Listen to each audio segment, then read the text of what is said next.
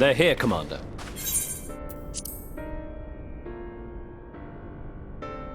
And I, for one, am grateful that they are.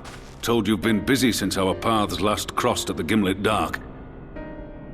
Not that I understand half of it.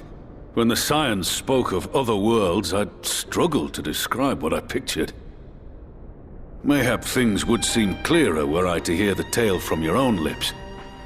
But I'm afraid the situation will not afford us that luxury. I trust you two require no introduction. We meet again, hero of Eorzea.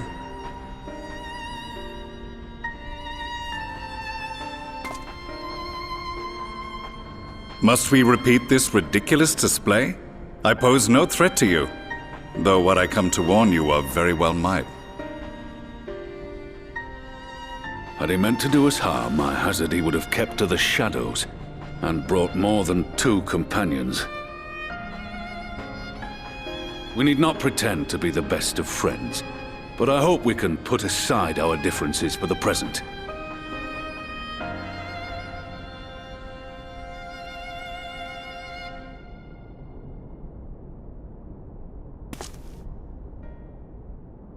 As you are doubtless aware, Sir Estinian and I cooperated to rid the world of Black Rose in your absence. Our journey together took us as far as the Imperial Palace, where we witnessed Emperor Varus meet his death at Xenos' hand. Being the sole witnesses to this crime, and in no position to defend our innocence, we were then forced to flee, each pursuing his own avenue of escape. When we were later reunited, Estinian claimed to have encountered an unfamiliar kind of machina during his flight, but to me his description seemed anything but, and upon further investigation I found that I was right.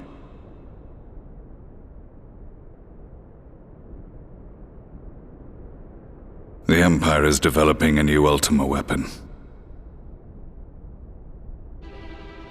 What, that Allagan monstrosity, created to vanquish primals, with which you yourself once thought to conquer Eorzea? The same. In my foolishness, I sought to harness its power, and became the Ascian's pawn in so doing. But you know as well as I how that tale ended. The weapon itself, excavated from beneath this very city, was destroyed ere we could fully unravel its secrets, and that should have been the end of it. But unlikely as it sounds, the Empire's efforts to recreate it have somehow borne fruit, primarily through secret research conducted by the 7th Imperial Legion, it would seem. Wait, the 7th was all but annihilated at Cartano, along with its legatus. Indeed, few survived. The 7th, as it is now, has little in common with the Legion led by Vandarnus, and its leadership has changed hands several times since. Precisely how this project has continued despite such turmoil, and under whose auspices, remains a mystery. What we do know, however, is that a number of prototypes have been produced, and that one of them is on its way to Eorzea.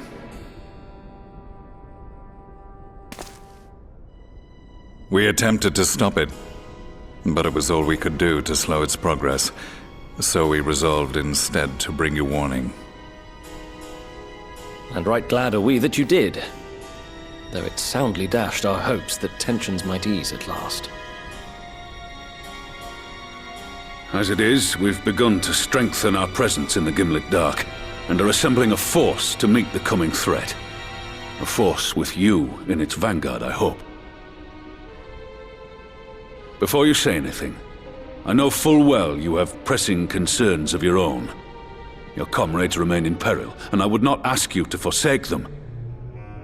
But the fact remains that you, and you alone, have faced the Ultima weapon, and emerged victorious. We need you. And so, when the time comes, if your comrades can spare you, I bid you lend us your strength. I've assigned an officer to await your word.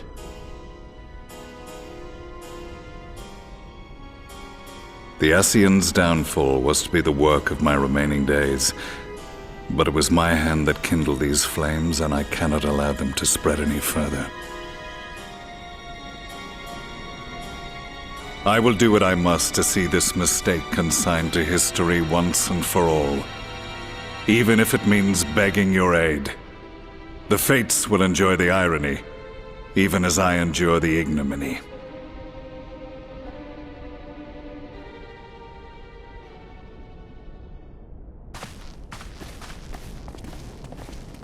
I too shall make for the border and offer my skills, meager though they seem in such company. Mayhap we shall meet there anon.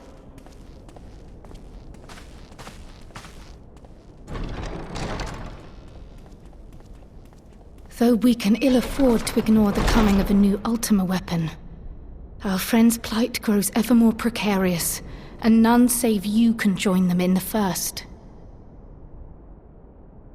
I only hope you are not forced to make a choice.